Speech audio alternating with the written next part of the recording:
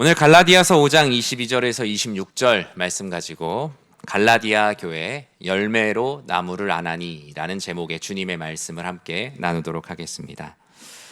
우리는 지난 2주간 초대교회가 걸었던 발자취를 통해 또 우리 교회에 필요한 주의 말씀들을 함께 나누었습니다. 로마 교회를 통해서는 하나님께서는 그 다름 속에 갈등을 통해서도 그리스도 십자가 보혈로 그들을 하나로 녹여내시고 다름이 하나 되어서 얼마나 아름다움을 이룰 수 있는지를 로마 교회를 통해 보여주셨습니다. 그리고 고린도 교회를 통해 세상은 모든 것들, 능력과 은사까지도 줄 세우는 세상의 기준들이 있지만 오히려 그 가운데 더 약해 보이는 지체가 하나님 나라의 요긴함을 선포하며 연약한 자들에게 사랑의 옷을 입히는 교회가 되는 것이 진정한 교회라는 말씀을 함께 나누었죠. 오늘 우리가 살펴볼 세 번째 교회는 바로 갈라디아 교회입니다. 사도 바울이 1차 전도 여행 때 정말 돌에 맞아 죽을 뻔한 고비를 넘기며 그 십자가 예수의 복음을 전했던 이고니온, 더베, 루스드라 여러 가지 지역들을 한데 묶은 좀 더 넓은 지역이에요. 그러니까 갈라디아 교회 이렇게 하면 우리 연희교회 같은 이런 개교회 하나를 말하는 것이 아니라 그 지역에 있는 모든 교회, 갈라디아 지방에 있는 모든 교회들을 말합니다. 이 갈라디아 교회에는 십자가 예수의 보혈 그리고 이를 전한 많은 전도자들의 피가 묻어있는 교회가 바로 갈라디아 지역에 있었던 많은 교회들이었던 것이죠. 그러나 바울이 떠난 뒤에 이 갈라디아 교회는 자꾸 이전의 모습, 옛사람의 모습으로 돌아가고자 하는 죄악의 관성이 그 안에 가득했습니다. 소위 다른 복음이라 불리우는 영적 침투가 이 갈라디아 교회에 일어났다는 것을 우린 갈라디아서 1장을 통해서 볼 수가 있는데요.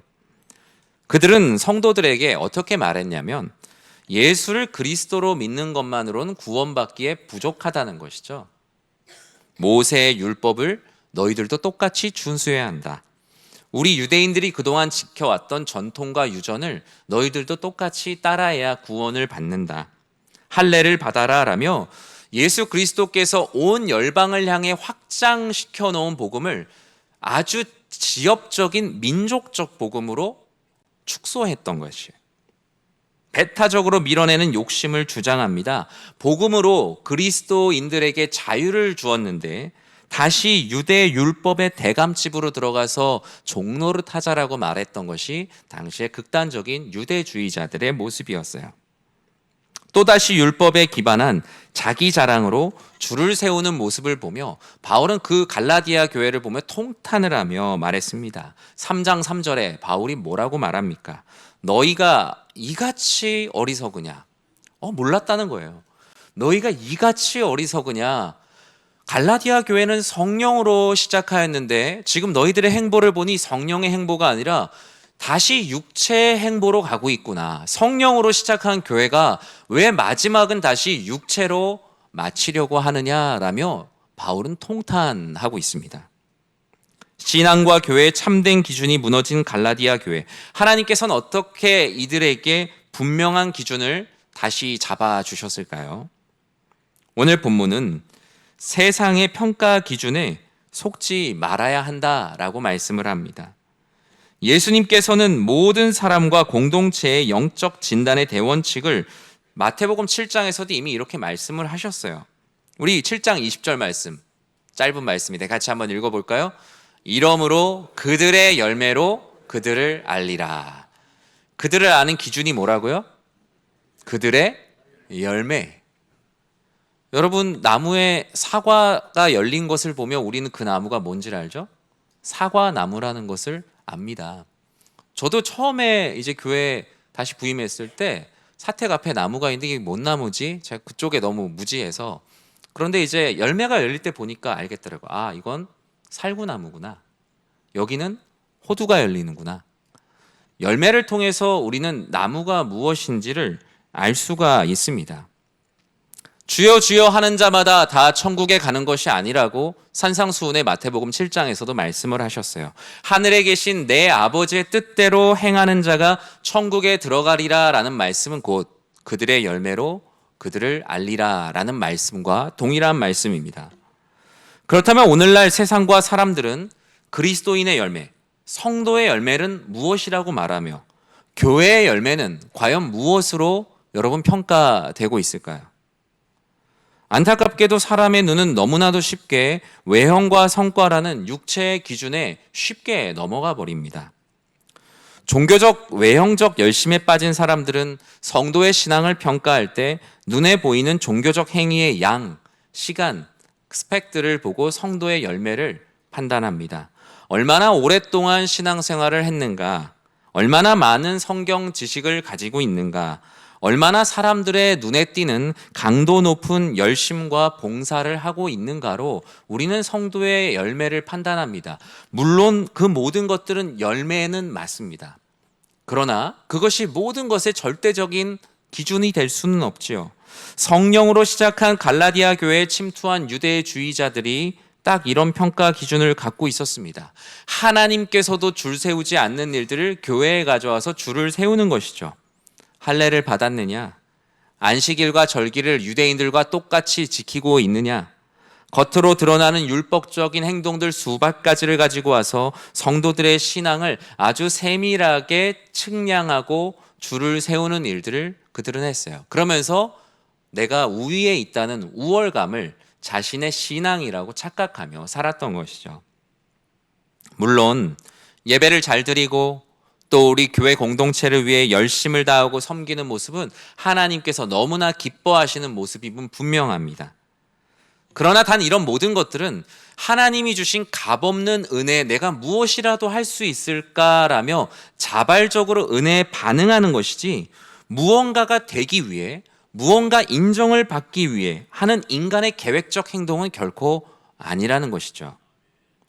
유대주의자들은 이 지극히 계획적 행동을 지금 조장하고 있습니다. 영혼에 대한 사랑과 긍휼은 말라버렸고, 내가 이걸 열심히 하면 사람들이 나를 어떻게 생각하겠지, 타인을 정죄하고 밟아 일어서 자신의 종교적 의로움을 드러내고자 하는 행위가 교회 안에 많아지다 보니 성령의 열매는 없고 사람들이 만들어낸 인위적인 열매들만 점점 교회 안에 가득해지고 있었던 것이죠. 자기 만족이라는 막상 까보면 안에 알맹이는 없는 빈 껍데기의 열매들이 교회 안에 주렁주렁 열려가고 있었던 겁니다. 성도 개인만 그런 것이 아니죠. 교회도 그렇습니다. 사람들은 한 교회의 역사와 사역이 맺은 열매를 다양한 기준으로 판단을 합니다. 그러나 세상적 가치관에 물든 사람들, 맹목적인 교회 성장에 빠진 사람들은 교회를 소위 3B, 3B로 평가를 합니다. 책에서 보니까 이렇게 쓰여져 있더라고요. 첫 번째는 교회를 건물로 평가합니다. 교회가 얼마나 크고 화려한 예배당, 많은 대지, 금싸라기 같은 땅을 소유하고 멋진 건물을 지었느냐로 교회가 열매를 그 교회는 참 열매가 풍성한 교회야 라고 말한대요. 또 버짓, 예산. 교회가 한 해 재정과 예산의 규모가 얼마나 큰가. 와, 이 교회는 10억의 열매를 맺었구나. 이 교회는 20억이구나, 100억이구나, 500억이구나. 우리 안에 어떤 그 신앙과 우리 안에 그 하나님을 향한 그 중간에 어떤 필터를 거치지 않고 그냥 나와 버리는 것이죠. 세 번째는 성도예요, 성도. 주일 예배에 얼마나 많은 성도가 그 교회 공동체에 모이느냐를 가지고 교회의 열매를 그 사람들은 되게 쉽게 평가합니다. 얼마나 큰 건물이 있냐? 얼마나 많은 예산이 있냐? 얼마나 많은 성도가 있냐? 와, 그 교회는 큰 열매를 맺었어. 물론 건물과 예산과 성도의 숫자 등 교회의 볼륨, 양이 커졌다는 것은 하나님의 은혜죠. 교회가 성장했다는 것을 우리는 알 수 있습니다. 그러나 교회의 외형적 성장, 사역의 확장, 성도들 간의 분위기, 이런 모든 것이 하나님의 은혜일 수는 있지만 그 자체가 본질적인 열매는 아니에요. 그것은 현상입니다. 현상. 열매를 맺어가는 일에 일어날 수 있는 현상들이죠. 극단적으로 얘기했을 때 교회 건물이 더 쪼그라들고 교회 예산이 더 줄어들고 성도가 줄어들m에도 불구하고 우리가 하나님 나라의 열매를 맺을 수 있을까요? 없을까요? 맺을 수 있죠. 여러분 의심하시는 것 같은데 맺을 수 있습니다. 때로는 공동체의 아픔을 통해서도 하나님께서는 이 땅에 많은 열매를 맺어 가시기 때문이에요. 그것을 믿는 것이 믿음입니다. 하나님은 현상을 열매라 하지 않으십니다. 아무리 큰 건물을 자랑하고 막대한 재정을 가지고 운영한다고 하여도 교회 공동체가 우리가 기도도 안 했는데, 우리가 하나님 앞에 막 매달리지도 않았는데 일어난 현상을 가지고 하나님이 우리 열심을 받으셨다? 되게 위험한 것이죠.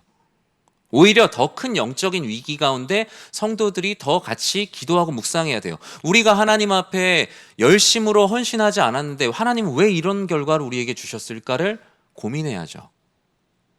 마치 내가 어디 가서 열심히 일을 안 했는데 갑자기 내 통장에 막 월급이 들어와요. 그냥 마냥 좋을 게 아니라 이게 어디서부터 들어왔지? 무언가 잘못된 것은 아닐까? 거꾸로 역추적 해봐야죠. 밖으로 아무리 화려해 보여도 교만과 비판, 당파 싸움, 각종 투쟁으로 얼룩져 있다면 교회는 좋은 열매를 맺었다라고 할 수는 없습니다. 인간의 야망과 육신의 열심이 만들어낸 또 하나의 화려한 바벨탑이 될 수 있다는 것을 언제나 우린 경계하고, 우리 교회 공동체가 지금 어떤 열매를 맺고 있는가를 아주 예민하게, 아주 기민하게 고민하고 생각해야 하는 것이죠. 여러분, 세상의 평가 기준에 여러분 자신과 교회를 그냥 너무 쉽게 내어두지 마시기 바랍니다. 하나님은 성도와 교회가 사람의 시선을 두려워하고 그 시선이 맺는 열매를 원하지 않으시고 하나님의 시선을 경외하며 맺는 열매를 원하심을 여러분 꼭 믿으시기 바랍니다. 하나님을 두려워할 때 하나님을 위한 일이 시작되는 것이고, 사람을 두려워하면요, 사람을 위한 일이 시작되는 겁니다. 하나님의 시선을 의식할 때 하나님의 시선이 있는 곳으로 성도와 교회의 발걸음이 옮겨지는 겁니다. 오늘 본문은 두 번째로 육체의 정욕이 아닌 성령의 인격을 맺는 교회가 되라 라고 말합니다. 성령의 열매를 말하는 것이죠.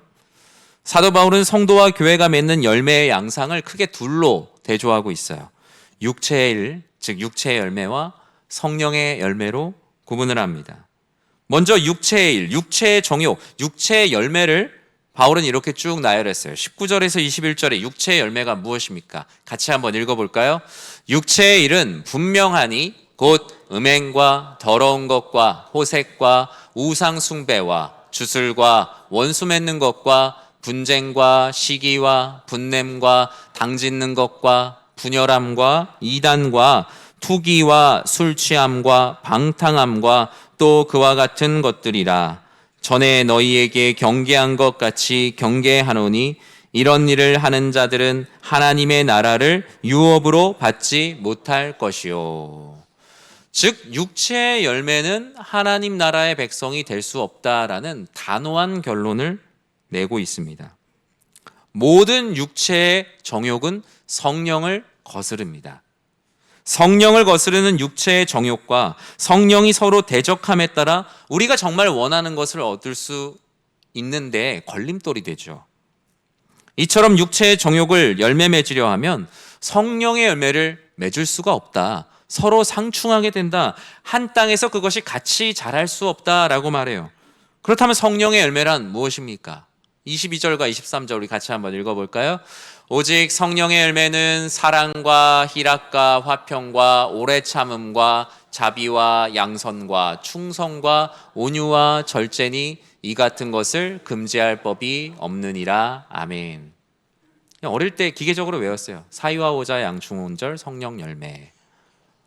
감사한 것 같아요. 그때 선생님들이 그냥 외우라 해서 외웠는데 그냥 치면 나와요. 그래서 어릴 때 외우는 게 참 중요하다라는 생각을 합니다. 9개인데 그냥 주일학교 때 그냥 사위와 오자 양충온절 그냥 그렇게 아무런 연관성도 없는 단어를 붙여놨는데 외워지더라고요.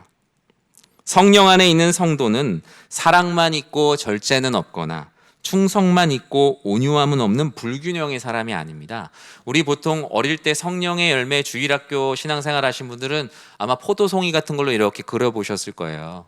근데 이제 이게 각기 떨어진 열매라기보단 성경의 의미 그대로 한다면, 여러분 그 오미자 아시죠? 오미자. 오미자가 왜 오미자죠? 5가지 맛이 난다는 거잖아요. 이 성령의 열매를 여러분 기억하실 때 약간 구미자? 네. 예, 그렇게 생각하시면 돼요. 열매는 하나인데 9가지 맛이 나는 거예요. 그러니까 우리가 성령의 사람이라는 것은 이 성령께서 맺게 하시는 9가지 맛이 나는 거예요. 여기 안에서 모는 아예 없고 모는 아예 극대화된 게 아니라 이 9가지 맛이 나는 육각형도 아닌 구각형 모델이 되는 것이 바로 성령의 열매를 맺어가는 성도입니다. 성령이 역사하시면 마치 귤을 까면 귤 안에 있는 귤 알들이 다 대부분 고르듯이 주님의 성품이 우리 안에 고르게 자라날 것을 기대해야 합니다. 성도와 교회가 맺어야 되는 성령의 9가지 열매, 저는 크게 3가지로 구분하고 싶어요. 앞에 있는 3가지, 사랑과 희락과 화평은 어쩌면 좀 하나님을 향한 열매에 가깝습니다. 사랑의 열매는 무엇입니까? 성도는 조건 없는 하나님 사랑을 경험하고 그 사랑으로 하나님과 이웃을 사랑합니다. 교회는 하나님이 우리를 사랑하신 조건 없는 사랑으로 영혼 그 자체를 사랑하는 신적 사랑, 아가페의 열매를 맺어야 하죠. 희락의 열매는 무엇입니까? 성도는 환경과 조건에 매몰되어 기쁨을 빼앗기지 않고 하박국이 노래했던 것처럼 난 여호와로 말미암아 즐거워하리, 구원의 은혜로 샘솟는 기쁨으로 살아가는 희락의 열매를 맺어야 합니다. 교회 역시 세상이 흔들리고 시련이 있을지라도 예배와 교제와 찬양을 통해 시와 찬송과 신령한 노래로 희락의 열매를 맺어가는 것이죠. 성도는 다른 곳에서 화평을 찾지 않고 하나님과의 화평 관계 속에서 화평을 누리고, 교회는 예수 십자가 보혈로 화목해하는 화평의 공동체를 지향하는 열매를 맺어야겠죠. 성령의 열매 그 뒤에 3가지는 무언가 이웃을 향한 열매와 닮았어요. 딱 이렇게 칼과 같이 구분한다기보단 그와 같은 부분에 비교적 닮았다라는 겁니다. 오래 참음의 열매, 성도는 다른 이들의 허물을 받아냅니다. 나와 다름과 몰이의 상황 속에서도 주님 마음으로 참는 열매를 맺어갑니다. 교회도 영적 성장이 더딘 지체, 때로는 반감을 가진 지체를 오래 참음으로 그 영혼을 받아냅니다. 그 연약한 지체가 충분히 자랄 수 있도록 주님과 함께 기다려주는 오래 참음의 공동체, 그와 같은 열매를 맺어야겠죠. 자비의 열매 역시 인간의 제한된 인격이 아닌 자비로우신 하나님의 인격을 닮아 성도의 마음도 그와 같이 되어야 합니다. 교회 역시 날카로운 기준만큼 주님의 긍휼과 따뜻한 호의, 그 환대로 옷 입히는 자비의 열매를 이웃들에게 맺어야겠죠. 양선의 열매 역시 외형으로만 선한 척하는 성도가 아니라 우리의 내면에서 진실하게 이웃을 대하고, 교회 역시 세상과 이웃을 향해 조건 없는 구제와 봉사, 지역과 우리 교회가 속한 모든 곳에 존재의 의미가 있는 교회가 되는 것이 바로 그 양선의 열매를 맺어가는 것입니다. 성령의 열매는 무엇보다 자기 자신을 더 강력하게 향하고 있습니다. 충성의 열매는 하나님께서 주신 모든 자리, 모든 시간, 모든 역할 속에서 신실하고 진실하게 살아가는 성도의 열매입니다. 교회 역시 어떤 트렌드에 충성하는 공동체가 아니거든요. 교회는 트렌드가 아니라 어쩌면 트루스, 하나님의 말씀인 진리에 충성하는 공동체인 것이죠. 진리에 충실하여 주의 말씀을 지켜내는 충성된 충신과 같은 열매를 맺는 것이 바로 교회의 열매입니다. 온유의 열매 역시 우리는 끊임없이 온유하고 겸손하라는 주님의 말씀, 내 혈기와 능력의 다스림 안에 사는 것을 거부하고 성령의 다스림 아래 통제된 행복한 통제 가운데 살아가는 성품의 열매를 맺어야겠죠. 은사, 직분, 내가 가진 권한으로 누군가를 압제하기보다 그 권한을 행사하여 누군가에게 부드러운 마음으로 다가가는 것이 바로 교회가 맺어야 되는 온유의 열매입니다. 마지막으로 절제는 무엇입니까? 내 안에 일어나는 성령의 열매를 맺는 밭에 계속 육체의 열매를 맺는 씨를 뿌리지 않으려고 하는 모든 노력이 바로 절제이죠. 지금 잘 자라고 있는 이 성령의 열매의 밭에 육체의 열매를 맺는 그 씨를 자꾸만 뿌리려고 하는 내 욕심을 제어하는 모든 것입니다. 교회 역시 그런 모든 것들을 절제하며 하나님께서 기뻐하시는 열매가 무엇인지 성도님들에게 하나님께서 기뻐하시는 열매를 맺을 수 있는 씨앗을 나눠주는 것, 그 씨앗을 나눠주고 여러분도 심어보세요. 심으면 하나님께서 기뻐하시는 열매를 맺습니다 라며 이 세상의 욕망을 절제하고 하나님이 기뻐하시는 씨앗을 성도의 손에 쥐어주는 것이 바로 절제의 열매를 맺는 교회인 것이죠. 이처럼 우리는 나와 우리 교회에 어떤 열매가 맺히고 있는지를 수시로 돌아봐야 합니다. 돌아보는 것은요, 인간이 스스로 할 수가 없어요. 하나님 말씀을 들을 때 비로소 돌아볼 수 있는 능력이 생깁니다. 말씀을 듣지 않고 돌아본들 결국 내 기준으로 돌아보는 거예요. 큰 의미가 없습니다. 기도하지 않고 돌아본들 결국 그 또한 내 기준으로 판단하기 때문에 그 돌아봄이 그렇게 큰 특별한 의미가 없습니다. 우리는 말씀과 기도 속에서 나와 우리 교회 공동체를 비춰보고 돌아볼 때만 그 돌아봄의 역사가 있습니다. 열매 같은 것은 많으나 진짜 열매가 있는가? 잎만 무성한 무화과 나무가 아닌 성령의 성품, 그 열매를 맺어가야겠죠. 저는 그래서 항상 교회를 위해 기도할 때 그런 마음이 있어요. 제가 나중에 하나님 앞에 섰을 때 너는 연희 교회에서 목회하면서 너희 교회가 어떤 열매를 맺었냐라고 얘기하면 무엇라고 답을 해야 될까? 하나님께. 여러분 한번 그 하나님께서 내가 너를 연희교회 공동체 가운데 보내주었는데 너희 공동체로 하여금 하나님 나라를 위해서 어떤 열매를 맺었냐라고 물으면 여러분 뭐라고 답할 것 같으세요? 저희 교회는 연희동에 한 땅이 1,000평이 있습니다. 뭐 건물이 몇 개가 있고요. 뭐 이러면 하나님이 매우 당황하시지 않을까요? 그걸 갖고 무엇을 했냐고 물어보지 않을까요? 달란트 비유도 마찬가지 아닙니까? 달란트를 줬는데 그걸 갖고 무엇을 했냐를 물어보시잖아요. 얼마나 남아있느냐를 물어보시지 않습니까? 우리는 어떤 열매를 맺을 것인가? 이 세상이 원하는 평가하는 열매 말고 성경에서 말하는 하나님이 기뻐하시는 열매를 맺기에 날마다 힘써야 하는 것이죠. 이렇게 성령의 열매를 맺으려면 나의 행보만으로는 되지 않아요. 24절에 먼저 성령의 열매를 맺으려면 없애야 되는 것을 말하고 있어요. 우리 24절 같이 한번 읽어보겠습니다. 그리스도 예수의 사람들은 육체와 함께 그 정욕과 탐심을 십자가에 못 박았느니라. 아멘. 성령을 따라 행하는 교회가 되어야겠죠. 교회가 성령의 열매를 맺으려고 하는데 우리 각각이 욕심을 갖게 되면 그 성령의 열매가 자라는 밭에 인간의 욕심, 그 육체의 정욕의 씨를 뿌리고 싶어집니다.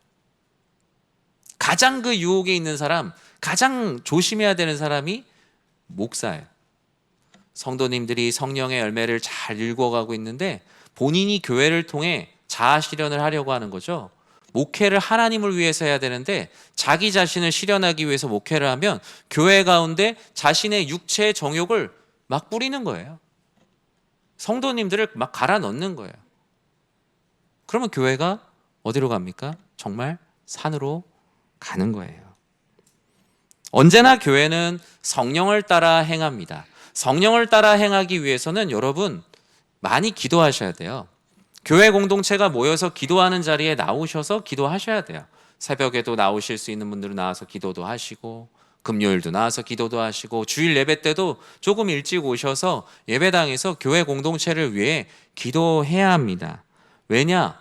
기도하지 않으면 성령의 말씀, 성령의 음성, 성령을 따라 행하는 것을 할 수가 없어요. 기도하지 않으면 우린 점점 성령을 따라 행하는 발걸음과 멀어지게 돼요. 갈라디아서 5장 25절과 26절에 그래서 이렇게 말씀하지 않습니까? 우리 같이 읽어보겠습니다. 만일 우리가 성령으로 살면 또한 성령으로 행할지니 헛된 영광을 구하여 서로 노엽게 하거나 서로 투기하지 말지니라. 아멘. 성령을 따라 행한다는 건 오직 성령으로 살고 성령으로 행하는 삶입니다. 헛된 영광을 구하는 일, 진리가 아닌 일로 인해서 교회 공동체 안에서 서로 힘 빼지 마시고 서로 노엽게 하지 마십시오. 그건 교회뿐만 아니라 여러분의 가정과 일터 모든 곳 마찬가지입니다. 하나님께서 기뻐하시지 않은 헛된 영광, 내 의견을 관철하기 위해서 서로 힘 빼고 노엽게 하지 마십시오. 투기하지 않으면, 노엽게 하지 않으면, 서로 힘 빼지 않으면 성도와 교회는 자연스럽게 성령의 열매를 맺어갑니다.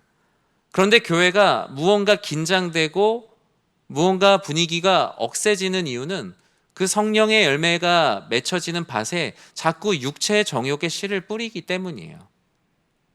싸우지 않으면 교회가 부흥한다는 말이 있습니다. 성경 말씀처럼 믿어지는 말이에요. 싸우지 않으면 교회는 부흥한다? 그런데 이 쉬워 보이는 너무나 당연한 명제가 교회 90% 이상은 되지 않습니다. 90% 이상의 교회들이 헛된 영광, 진리가 아닌 일로 인해서 서로 소송하고 힘 빼고 노엽게 하고 투기하고 성도와 교회가 성령의 열매를 맺을 틈이 없는 것이죠. 저는 우리 교회가 그런 의미 없는 일에 에너지를 빼기보다 정말 하나님께서 기뻐하시는 일에 우리의 영적인 에너지를 사용하는 모두가 되시길 진심으로 축원합니다.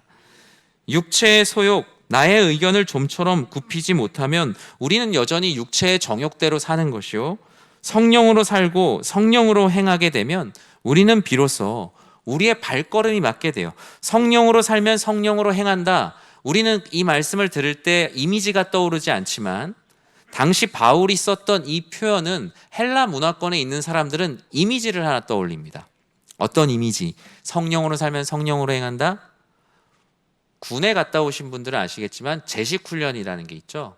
그리고 우리 가끔 북한 뉴스 같은 거 나오면 군인들이 발 착착착착 맞춰서 나오는 그런 사열하는 열병식 같은 거 이게 보지 않습니까? 성령으로 살면 성령으로 행한다라고 말할 때 헬라 문화권의 사람들은 보병들이 발을 맞추어서 지휘관의 발에 맞추어서 착착착착 걷는 모습을 떠올립니다. 성령으로 살면 성령으로 행한다. 하나님의 말씀에 공동체가 발맞추어서 정말 그 어느 것 하나 흐트러짐 없이 모든 사람들이 발을 맞추어서 착착착 걷는 모습이 바로 성령으로 행하는 공동체의 모습입니다. 왜냐? 이제는 내 걸음대로 걷지 않는 거예요. 지휘관이 말하는 대로 이제는 더 이상 내 직관, 내 마음대로 걷지 않고 성령의 인도하심에 구령에 발을 맞추어 공동체가 착착 걸으니 어찌 잘못된 길로 갈 수 있겠습니까? 성령 하나님께서는 우리의 삶의 걸음, 방향, 보폭 모든 것을 하나님의 뜻 가운데 철저히 맞추십니다. 성령의 열매란 억지 고행으로 짜내는 열매가 아닙니다. 성령 하나님께 우리의 삶의 주권을 이양하고 그분의 인도하심에 한 걸음 한 걸음 맞춰 동행하는 것이 바로 성령으로 살고 성령으로 행하는 삶입니다. 마치 가지가 나무를 떠나지 않고 붙어 있기만 하면 열매를 맺는 것, 그 삶의 주권을 하나님께만 두면 성령의 열매를 맺는다는 것을 우리는 오늘 말씀을 통해 반드시 기억해야 합니다. 말씀을 맺습니다. 오늘 하나님께서는 이 갈라디아 교회를 통해 나는 어떤 열매를 맺고 있는가를 돌아보게 하는 힘이 있습니다. 그리고 우리 교회 공동체도 어떤 열매를 맺고 있는가를 돌아보게 하는 힘이 오늘 말씀 가운데 있습니다. 여러분 나중에 하나님 앞에 섰을 때 너의 인생에 어떤 열매를 맺었느냐라고 말한다면, 말씀하신다면 여러분 무엇라고 답하시겠습니까? 저에겐 이런 것들이 있고 이런 일들을 했고 우리가 뭐 양력 소개하듯이 하나님 앞에 할 수 있는 것 아니지 않겠습니까? 그때 그저 주님 부족하지만 어떻게든 성령으로 살고 성령으로 행하는 삶을 살아보려고 했습니다. 부족한 것이 있다면 용서해 주시고 그저 우리에게 은혜와 자비를 베풀어 달라고 말하는 것이 우리의 최고의 신앙의 고백이 아니겠습니까? 주님은 우리가 세상에서 얼마나 높은 지위를 얻었는지, 교회가 얼마나 사람들이 볼 때 큰 일을 한 교회였는지, 얼마나 큰 땅을, 얼마나 많은 성도들이 있는지를 결코 물어보지 않으실 겁니다. 주님은 오직 한 가지를 확인하실 거예요. 너희 안에 그리스도 예수의 성품, 그 성령의 열매가 얼마나 맺혀 있느냐라고 물으실 것입니다. 헛된 영광을 구하는 일로 인해 서로를 노엽게 하지 말며 오직 날마다 십자가의 육신의 정욕을 못 받고 성령의 인도하심을 따라 발맞추어 나갈 때 우리는 어느새 우리의 심령의 부흥이라는 땅 위에 서 있게 될 것입니다. 주께서 기뻐하시는 사랑과 희락과 화평, 오래 참음과 자비와 양선, 충성과 온유와 절제의 열매를 풍성하게 맺는 나무와 같은 우리 사랑하는 성도님들의 삶, 또 우리 교회가 되기를 주님의 이름으로 간절히 축원합니다.